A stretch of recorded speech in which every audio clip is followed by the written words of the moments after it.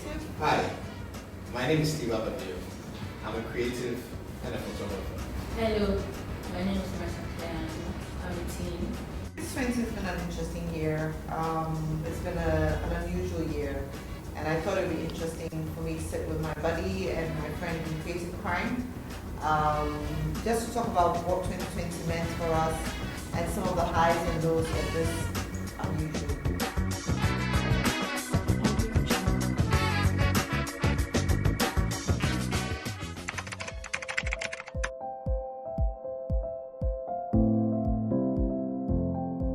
Lockdown, as a matter of fact, I think I put my family into lockdown about a month ahead of official lockdown. Because, like I said, you could, if you were paying attention, you could see it coming. And so I discussed it, with them and said, you know what, this thing, it doesn't look interesting. So let's take the precautions that need to be taken now. So I think we were prepared mentally well ahead of the thing spreading. I guess it was difficult in the sense that because you're locked down, you really don't get the chance to go out and work. For somebody like me, that means I'm not earning anything for a period. So in that sense, it was difficult. But then again, I also believe in the fact that you need to be able to understand the things that you can change and the things that you can't change. And make the best of the situation. So if you can't go out there and do stuff, what can we do whilst we're in here? What can I do, under these circumstances to better myself, to learn stuff that I didn't know and improve on my knowledge in a bunch of things. So I guess in that sense, it was difficult, but I don't think I was one of the people that the situation was driving crazy in the sense that what am I going to do now, ripping out my hair, stuff like that, nothing like that. I remember when I kind of also went into lockdown, I think before officially the president announced it. Marisa and I had stopped going out. We weren't doing as much as we used to. But the thing I remember about the lockdown is when I had to shut the shop down. And in the 20 plus years that I've run this business, I've never felt so unsure about my future as a business person, as an entrepreneur. And I remember standing at the steps and telling my staff that we were going to have to go home and not knowing if I would see some of them again, not knowing if my business would ever, and I cried. I would go inside and cry, come out again, go inside and cry. I thought, look, there's no harm in crying in front of them. If you want to cry, just cry. And so that's my memory of the beginning of the lockdown, like how I felt.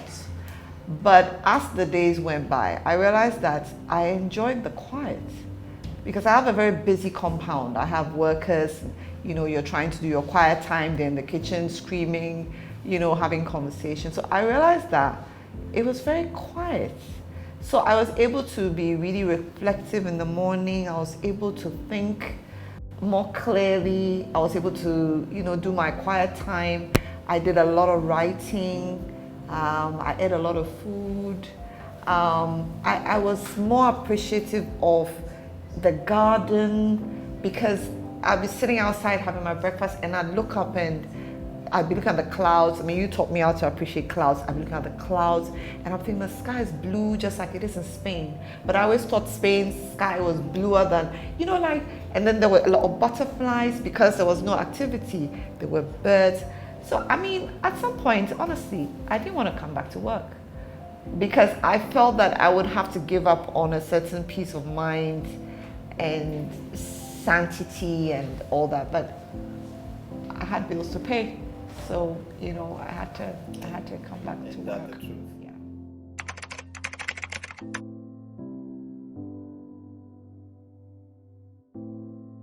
So school online didn't really start till May. We went on lockdown in March because I think the school wasn't really prepared for the happenings of the COVID. But from March till May, our teachers did give us some work on the Google Classroom so that we still be occupied and working. So when we got back in May, I think it was a little challenging on both parts, for the teachers and the students, for that particular class. And it really didn't give us enough time to really have that proper conversation with your teacher that you would have if you were face to face, because the time was limited.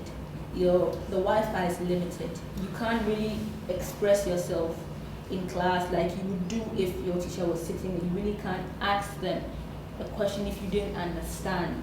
So I think in the first 2 months it was a bit challenging, and I think we all just got a hang of it, and we found ways around those problems that were created in the beginning.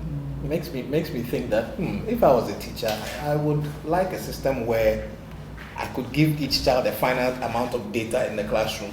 So you can only speak as much as your data allows. If your data finishes, please keep down, keep quiet. Don't. Okay. Well, thank God you're not a teacher.